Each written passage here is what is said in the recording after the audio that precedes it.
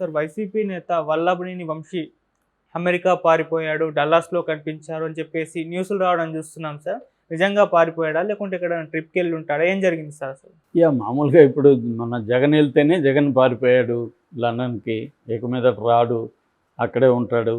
ఎందుకంటే ఓడిపోతున్నాడు. హ్మ్. ఓడిపోతే జైలుకెళ్ళాలి.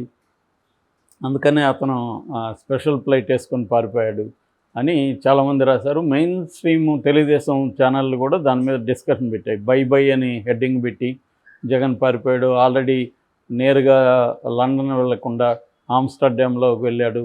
ఆ 4 గంటలు ఏమైంది? ఎవరితో ఉన్నారు? ఇవన్నీ రకరకాలుగా వచ్చాయి. ఫైనల్‌గా మళ్ళీ అదే మీడియానే ఏమీ తెలియనట్టుగా అక్కడ పర్మిషన్ రాలేదు కాబట్టి లండన్‌లో ఈటన్ ఎయిర్‌పోర్ట్‌లో అక్కడికెళ్ళి ల్యాండ్ అయ్యారు. మళ్ళీ వచ్చారని కామన్‌గా రాశారు. అదే చంద్రబాబు, లోకేష్ కూడా వెళ్ళారు. వాళ్ళు వెళ్ళినప్పుడు అసలు ఎందుకెళ్ళారు? ఎప్పుడెళ్ళారు? ఎలా వెళ్ళారు? ఒక ఫోటో గానీ, ఒక ఇది గానీ, న్యూస్ గానీ లేదు. ఎందుకంటే ఆయన మీద కూడా కేసులున్నాయి. ఆయన పర్మిషన్ తీసుకోలేదు ఎవరి దగ్గర. యాక్చువల్‌గా ఆయన సిఐడి దగ్గర పర్మిషన్ తీసుకోవాలని చెప్తున్నారు. సో అదేమీ ఇవ్వలేదు. ఓన్లీ సాక్షి కూడా దాని మీద పెద్ద కవర్ చేయలేదు. ఎందుకని మరి వైసీపీ వాళ్ళు కూడా మామూలుగా అయితే ఆయనకి హెల్త్ ఎందుకు ఏమి డిస్కషన్ అంత పెట్టేవాడు. అయినా వాళ్ళైతే పెట్టలేదు.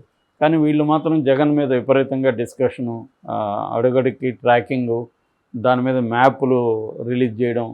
మరి అదంతా చంద్రబాబు మీద కానీ ఎవరి మీద చేయలేదు.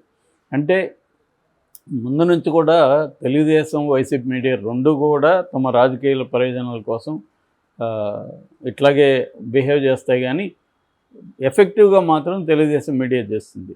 వైసీపీ సోషల్ మీడియా మళ్ళీ ఎఫెక్టివ్గా ఉంటుంది, కానీ మెయిన్ స్ట్రీమ్ మీడియా అంత ఎఫెక్టివ్గా ఉండదు. ఎందుకంటే సాక్షి ముందు నుంచి కూడా సాక్షికి అంత ఎఫిషియన్సీ లేదు. ఫిలాసఫీలో తేడా ఏం లేదు, కానీ పనిలో ఎఫిషియన్సీ లేదు. ఇటు TV9 కావచ్చు, ఎన్టీవీ అవి సపోర్ట్ చేస్తాయి, కానీ ఫుల్గా ఒక జ్యోతి, ఒక ఈనాడు తెలుగుదేశానికి చేసే పద్ధతిలో వీళ్ళు చేయరు. కొద్దిగా మోడరేట్గా ఉంటారు. అందువల్ల మనం చూసినప్పుడు తెలుగుదేశం మీడియా చేసే విశృంఖల వీర విహారం ఇంకేం మీడియా చేయదు. మొన్న జగన్ది లేటెస్ట్ ఎగ్జాంపుల్. అదే అంతకుముందే లోకేష్ వెళ్ళాడు, ఎవరికి తెలీదు, న్యూస్ రాలేదు. చంద్రబాబు వెళ్తే కూడా ఎవరికి తెలీదు. సింపుల్గా ఆయన ఆరోగ్య పరీక్షల కోసం వెళ్ళారు అని రాశారంతే. మరి అలాగే జగన్ కూడా వాళ్ళ కూతుర్ల కోసం వెళ్ళాడు. తేడా ఏముంటుంది? దీన్ని మాత్రం ఎందుకు చేశారు అన్నప్పుడు ఇదే అనమాట. ఇప్పుడు వల్లభనేని వంశీ మీద కూడా తెలుగుదేశం మీడియా ఇదే స్టార్ట్ చేసింది. వల్లభనేని వంశీ డల్లాస్కి వెళ్ళాడు అమెరికాలో. అక్కడ వాళ్ళ పిల్లలు చదువుకుంటున్నారని చెప్తున్నారు.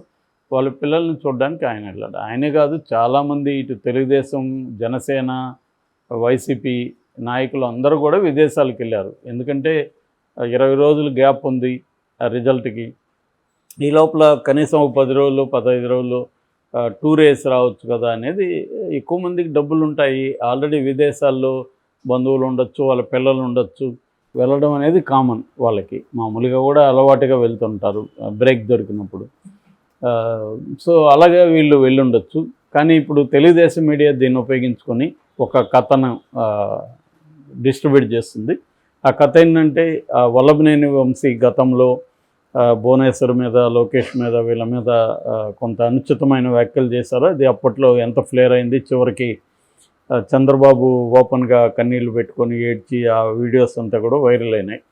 సో అంటే వాళ్ళకి మెయిన్గా తెలుగుదేశంకి, వైసీపీకి సంబంధించిన కొడాలి నాని, వల్లభనేని వంశీ వీళ్ళిద్దరి మీద ఎక్కువగా తీవ్రమైన ఆగ్రహం ఉంటుంది. ఎందుకంటే ఇద్దరు కూడా తెలుగుదేశం నుంచి వెళ్ళిన వాళ్ళే. వంశీ అయితే మొన్ననే వచ్చాడు, ఈయనన్నా కొద్దిగా ముందుకు వచ్చాడు, ఎవరు కొడాలి నాని. సో వల్లభనేని వంశీ అయితే 2019లో కూడా తెలుగుదేశం తరపున గన్నవరం నుంచి ఎన్నికై వచ్చిన వ్యక్తి. సో అతను ఇప్పుడు వైసీపీ వైపు వెళ్ళాడు. సో కాబట్టి వెళ్ళే టార్గెట్ లోకేష్ కూడా వీళ్ళిద్దరి మీద చాలా, నేను వస్తే వాళ్ళని కడ్డాయితో తరుముతాను, ఇవన్నీ కూడా మాట్లాడాడు లోకేష్. సో అందువల్ల ఇప్పుడు ఏంటంటే ఓడిపోతానని అతనికి గ్యారంటీగా తెలిసిపోయింది. సో తను ఓడిపోయి వైసీపీ అధికారంలోకి రాకపోతే తనను ఖచ్చితంగా వీళ్ళు ఆడుకుంటారు అనేసి ఆయన పర్మనెంట్గా అమెరికాలో సెటిల్ అయ్యడానికి వెళ్ళిపోయాడు డల్లాస్కి. అనేది ఇప్పుడు ఆంధ్రజ్యోతి ఒక కథనం రాసింది. ఓకే. సో ఇది ఎంత నిజం అనేది మనకు తెలియదు. ఎందుకంటే గ్యారంటీగా వైసీపీ ఓడిపోతుందని ఎలా తెలుస్తుంది ఎవరికైనా కూడా ఇప్పుడు. సో ఒకవేళ ఓడిపోయినా అలా పారిపోతాడా ఆయన అనేది తెలియదు మనకి. పాజిబుల్ ఉంది, పాజిబుల్ లేదని చెప్పలేము. బట్ ఇప్పటివరకు అలా పారిపోయిన వాళ్ళు ఎవరు లేరు మనకి. రెండోది అమెరికాలో ఉన్నా కూడా ఇవాళ వాళ్ళని పట్టుకోవడం పెద్ద కష్టం కాదు. అక్కడ కూడా ఎన్ఆర్ఐ తెలుగుదేశం బలంగానే ఉంది, డల్లాస్లో ఉంది కదా. సో వాళ్ళు అక్కడ కూడా అతనికి ఏమైనా హామ్ చేయాలంటే చేయొచ్చు. కాబట్టి అది పెద్ద విషయం కాదు. కానీ నేను అనుకోవడం అతను పారిపోయి ఉండకపోవచ్చు. వాళ్ళ పిల్లలు ఉన్నారు కాబట్టి ఇల్లు ఉండొచ్చు. దాన్ని ఇలా ప్రచారం చేసి ఇదొక రకమైన సునకానందం అనుకోవచ్చు. అంటే మాకు భయపడి పారిపోయాడు అనుకుంటే ఒక ఆనందం కదా. అటువంటివి జరుగుతుంటాయి. మామూలుగా సోషల్ మీడియాలు చేస్తే అర్థం ఉంది, కానీ ఆంధ్రజ్యోతి లాంటి లేదా ఇటు పక్క సాక్షి లాంటి పత్రికలు కూడా ఇదే పని చేస్తున్నాయి ఇప్పుడు. అది మేజర్గా మనకి అంటే జర్నలిజం స్టాండర్డ్స్ ఏ స్థాయిలోకి వెళ్ళిపోయినాయని. అంటే ఎవరైనా తమ వాళ్ళు వెళ్తేమో సైలెంట్గా ఉంటారు, ఎదుటి పార్టీ వాళ్ళు వెళ్తేమో పారిపోయారు. మరి లోకేష్ పారిపోయాడని వీళ్ళైతే రాయలేదు, లోకేష్ పారిపోయాడని ఎందుకు అనకూడదు? అదేవిధంగా వల్లభనేని వంశీ కూడా దేశానికి వెళ్ళాడు. సో ఒకవేళ తను తిరిగి రాకపోతే అప్పుడు రాస్తే అర్థం ఉంది. ఎన్నికల టైంకి కూడా లేడనుకో, ఇక్కడ రాలేదనుకో, అప్పుడు ఈయన పారిపోయాడని రాస్తే అర్థం ఉంది. ఇప్పుడే పారిపోయాడని రాయడం వల్ల ఊరికే వాళ్ళ శ్రేణులు కావచ్చు, వాళ్ళ కార్యకర్తలు కావచ్చు కొంత హ్యాపీగా ఫీల్ అవ్వచ్చేమో, కానీ దానివల్ల ఎవడు కామన్ మ్యాన్ ఎవడు కూడా దాని పట్ల ఇంప్రెస్ అయిపోయో ఇన్ఫ్లుయెన్స్ అయిపోయేది ఏం జరగదు. ఎందుకంటే అన్ని వైపు రెండు పార్టీల్లో ఉండేవాళ్ళు ఇప్పుడు పవన్ కళ్యాణ్ వెళ్ళాడని చెప్తున్నారు, ఇటు చంద్రబాబు వెళ్ళాడు, లోకేష్ వెళ్ళాడు, ఇంకా చాలామంది కూడా నాయకులు వెళ్తున్నారు. సో వెళ్ళకపోతే వెళ్తే ఏంటి, వెళ్ళకపోతే ఏంటి, ఇక్కడ ఫరక్ ఏం లేదు కదా అంతవరకు. ఎందుకంటే గవర్నమెంట్ లేదు అక్కడ, గవర్నమెంట్ అనేది ఈసీ నడిపిస్తుంది. కాబట్టి అఫీషియల్గా లేనప్పుడు వైసీపీ వాళ్ళు కూడా చాలామంది మంత్రులు, వీళ్ళ ఎమ్మెల్యే, సిట్టింగ్ ఎమ్మెల్యే వీళ్ళందరూ కూడా వెళ్ళుండే అవకాశం ఉంది. సమ్మర్ ఒకటి ఇక్కడ. సో కాబట్టి విదేశాలకు వెళ్ళి కొంత రిలాక్స్ అయ్యి రావడం అనేది జరుగుతుంది మామూలుగా. సో దీన్ని కూడా ఒక ఇష్యూ చేసి మాకు భయపడి వెళ్ళిపోయాడని చెప్పుకోవడం అంటే సునకానందం తప్ప ఏమీ లేదు. దానివల్ల అంటే మేమంటే భయం స్టార్ట్ అయింది వైసీపీలో అని చెప్పుకోవడం. భయం ఎప్పుడు స్టార్ట్ అవుతుంది? ఎన్నికలు జరిగి వచ్చినాక.